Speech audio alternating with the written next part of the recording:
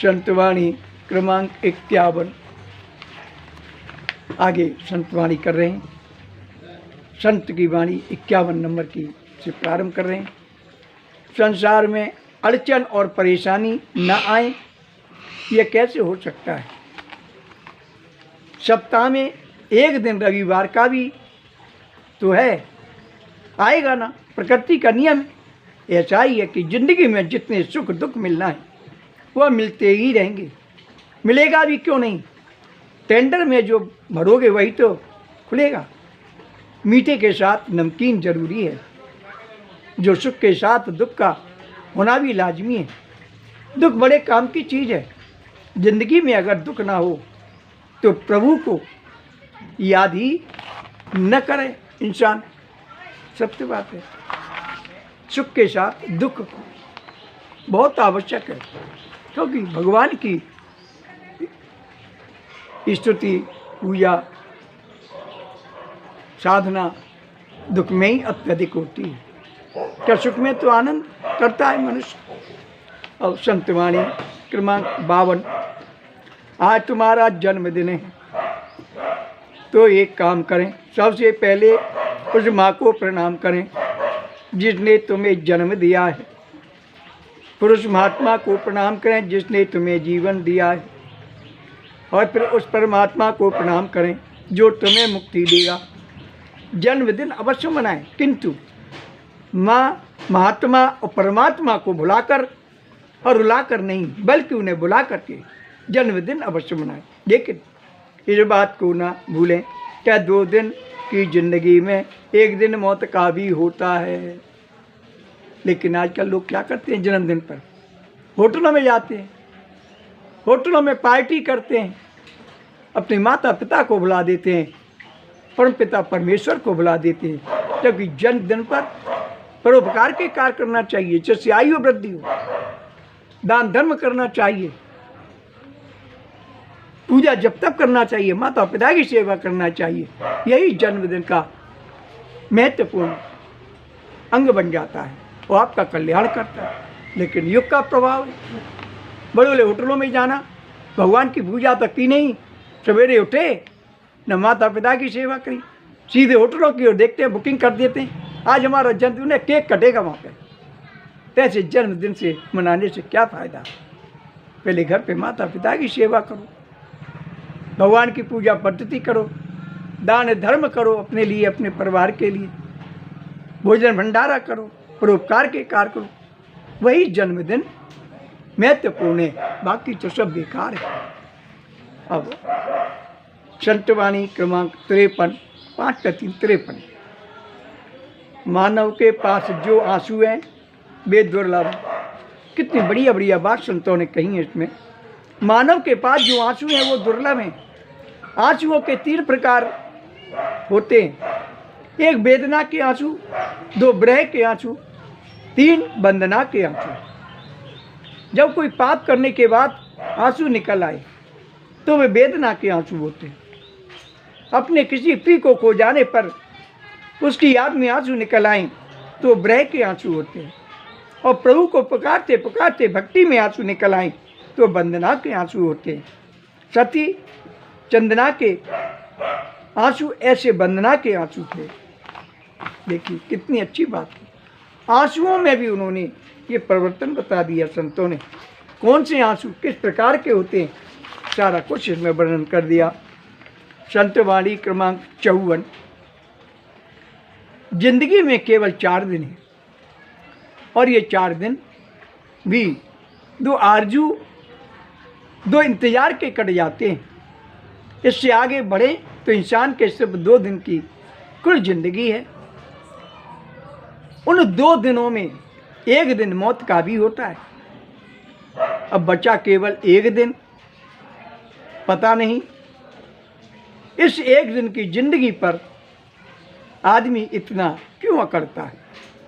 जिंदगी की हैसियत एक मुट्ठी राख से ज़्यादा और कुछ भी नहीं है। जीवन राख बने इससे पहले जो खरा है उसे पहचान लेना। संतवाणी क्रमांक 55। पहले के लोग घड़ी नहीं पहनते थे, इसके बावजूद उसका जीवन समय बुद्ध था। उनका सोना जागना खाना पीना सब कुछ समय पर होता था। इसके विपरीत आज हर घर में हर हाथ में घड़ी है। इसके बावजूद भी आदमी की दिनचर्या अस्त व्यस्त हो गई है। आज आदमी की कलाई में घड़ी बंधी हुई है, महज शोभा की वस्तु बनकर रह गई है, जबकि घड़ी आदमी को घड़ी घड़ी चेताती है कि जिंदगी घड़ी दो घड़ी से ज़्यादा कुछ नहीं है। अतः तू शांत चित्त से हो करके घड़ी पर बैठ करके प्रभु का स्मरण कर ले, वरना हाथ की घड़ी हाथ में बंधी रह जाएगी और जीवन की घड़ी बंद हो जाएगी।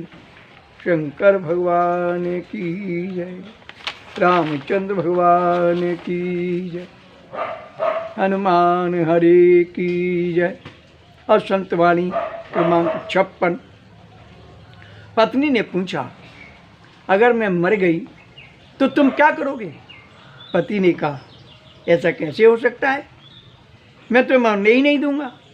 पत्नी ने कहा, वह तो ठीक है, मगर कल्पना करो मैं मर गई तो तुम क्या करोगे? पति ने कहा, क्या करूँगा, मैं तो बस पागल ही हो जाऊँगा। पत्नी बोली, सच है? पति बोला, बिल्कुल सच। पत्नी ने खुश होकर के पूछा, तो इसका मतलब तुम दूसरी शादी नहीं करोगे? पति मुस्कुराता हुआ बोला, अब पागल आदमी का क्या भरोसा, वह तो कुछ भी कर सकता है, इसी का नाम तो संसार है। देख ली संत ने कितनी बढ़िया बात कही, जो पति पत्नी के बीच में लिखित है, हो भी वही रहा है। संतवाणी क्रमांक 59। अमीर हो या गरीब, दोनों के सामने समस्या एक ही है। गरीब के सामने समस्या है भूख लगे तो क्या खाए, अमीर के सामने समस्या है क्या खाए तो भूख लगे। युवा हो या बूढ़ा, समस्या दोनों के सामने। युवा की समस्या है क्या करे, समय नहीं मिलता। बूढ़े की समस्या है क्या करे, समय नहीं कटता। आम आदमी हो या खास आदमी, समस्याएं दोनों के जीवन में। आम आदमी की समस्याएं आज क्या पहने, खास आदमी की समस्याएं आज क्या क्या पहने। संसार में कोई भी संतुष्ट नहीं है। शराबी अमीर होना चाहता है, अमीर सुंदर होना चाहता है, कुंवारे शादी करना चाहते हैं और शादीशुदा मरना चाहते हैं। शंकर भगवान की जय। संतवाणी क्रमांक 58। नगर में संत का आना भाग्य है, संत का अपने घर आना अहोभाग्य।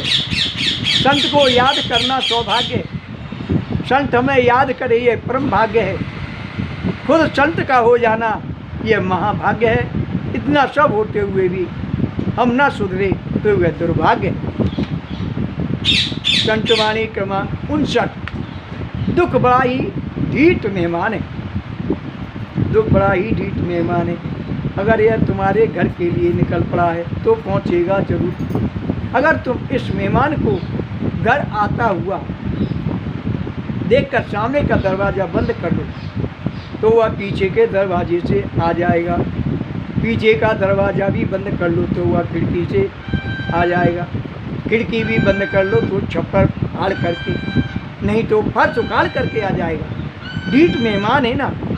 अतः जीवन में सुख की तरह दुख का भी स्वागत करो। दुख की मेहमानबाजी के लिए भी तैयार रहो। यह सोच कर के वे दिन नहीं रहे तो ये दिन भी नहीं रहेंगे। शंकर भगवान की जय। संतवाणी क्रमांक 60।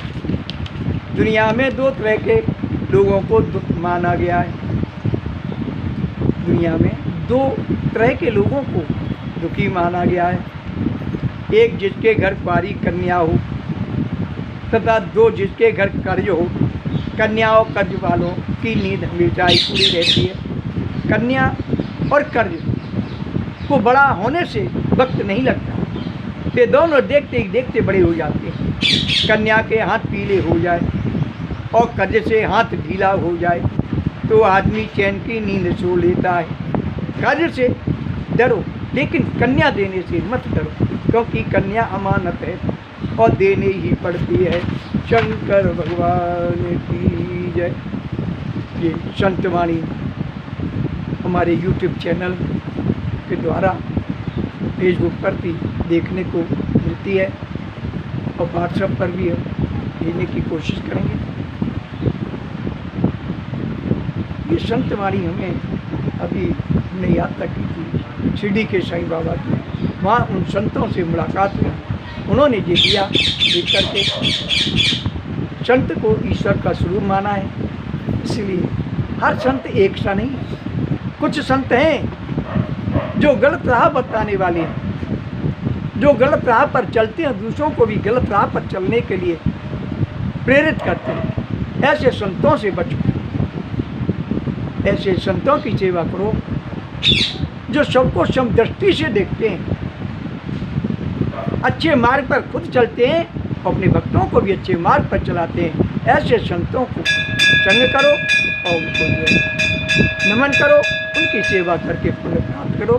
संतवाणी जो भी हमारी चल रही है, जो यूट्यूब पर और फेसबुक पर है, रामस्वरूप तिवारी ग्वालियर मध्य प्रदेश डाल करके आप देखेंगे तो फेसबुक पे सारे कार्यक्रम दिखेंगे। फेसबुक पर हमारा फोटो जो लगा है वैक्सीन के टीके वाला लगा है, और यूट्यूब के कार्यक्रम को देखने के लिए सेवक सत्यानंद स्वामी ग्वालियर मध्य प्रदेश डालेंगे, जिसमें राम का चित्र लगा हुआ है, वो हमारा चैनल है, आप देख सकते हैं। और इससे संतों की वाणियों को सुनकर खुद अपना कल्याण कर सकते हैं, अपने घर परिवार का कल्याण कर सकते हैं, अपने जीवन का कल्याण कर सकते हैं। जय श्री राम, जय श्री राम।